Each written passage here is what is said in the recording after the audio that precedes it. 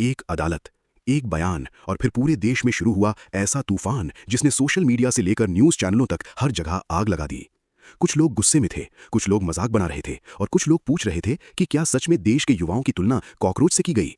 लेकिन आखिर ऐसा क्या हुआ था जिससे कॉकरोच कंट्रोवर्सी अचानक भारत का सबसे वायरल मुद्दा बन गया। ये कहानी सिर्फ एक बयान की नहीं है, ये कहानी है उस गुस्से की जो आज के युवाओं के अंदर धीरे धीरे जमा हो रहा है। दिल्ली की गर्म दोपहर, सुप्रीम कोर्ट के अंदर एक सुनवाई चल रही थी। कोर्ट रूम शांत था, वकील अपनी दलीलें दे रहे थे, जज सवाल पूछ रहे थे। फिर बातचीत के दौरान एक टिप्पणी सामने आई और अगले कुछ घंटों में वही टिप्पणी पूरे इंटरनेट पर फैल गई। सोशल मीडिया पर अचानक छोटे छोटे वीडियो वायरल होने लगे। लोग क्लिप्स काटकर पोस्ट कर रहे थे, हेडलाइंस बनाई जा रही थीं और फिर एक शब्द ट्रेंड करने लगा, कॉकरोच। कुछ लोगों ने दावा किया कि चीफ जस्टिस ने बेरोजगार युवाओं को कॉकरोच कहा। बस यहीं से इंटरनेट फट पड़ा।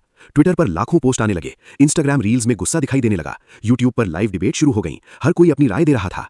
देश का युवा पहले से ही नौकरी, परीक्षा और भविष्य को लेकर परेशान था। कई लोग सालों से कम्पिटिटिव एग्जाम्स की तैयारी कर रहे थे। पेपर लीक, भर्ती घोटाले, रिजल्ट में देरी, इन सब ने फ्रस्ट्रेशन पहले ही बढ़ा रखा था।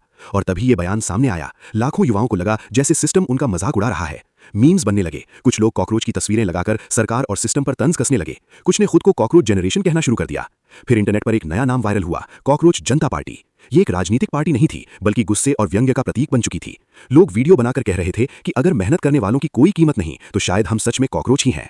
धीरे धीरे मामला और बड़ा हो गया। टीवी चैनल्स ने इसे प्राइम टाइम डिबेट बना दिया। कुछ लोग कह रहे थे कि बयान को गलत तरीके से फैलाया गया, कुछ लोग कह रहे थे कि ये युवाओं का अपमान है। देश दो हिस्सों में बंटता दिखाई देने लगा। एक तरफ वे लोग थे जो कह रहे थे कि कोर्ट की बात को कॉन्टेक्स्ट से बाहर निकाला गया। दूसरी तरफ वे युवा थे जो पहले से सिस्टम से नाराज थे और अब इस कंट्रोवर्सी ने उनके अंदर का गुस्सा बाहर ला दिया था। फिर आया कहानी का सबसे महत्वपूर्ण मोड़। चीफ जस्टिस की तरफ से क्लैरिफिकेशन सामने आया। कहा गया कि टिप्पणी बेरोजगार युवाओं के लिए नहीं थी, बल्कि उन लोगों के लिए थी जो फेक डिग्रीज और गलत तरीकों का इस्तेमाल कर रहे थे।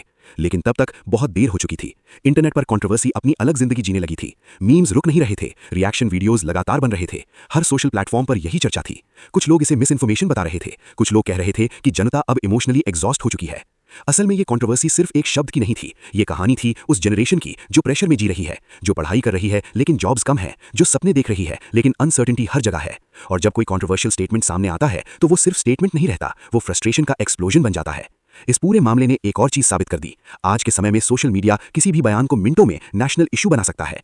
एक छोटी क्लिप, एक गलत इंटरप्रिटेशन और पूरा नैरेटिव बदल सकता है। लेकिन इस कंट्रोवर्सी ने एक बड़ा सवाल छोड़ दिया। क्या आज का युवा सिर्फ मीम्स बनाकर अपना गुस्सा निकाल रहा है या सच में सिस्टम से उसका भरोसा टूटता जा रहा है? क्योंकि जब एक शब्द पूरे देश को हिला देता है तो समस्या सिर्फ उस शब्द में नहीं होती, समस्या उस दर्द में होती है जो पहले से लोगों के अंदर मौजूद होता है। और शायद यही वजह है कि कॉकरोच कंट्रोवर्सी सिर्फ एक वायरल ट्रेंड नहीं बनी, बल्कि आज के भारत के युवाओं की बेचैनी का प्रतीक बन गई।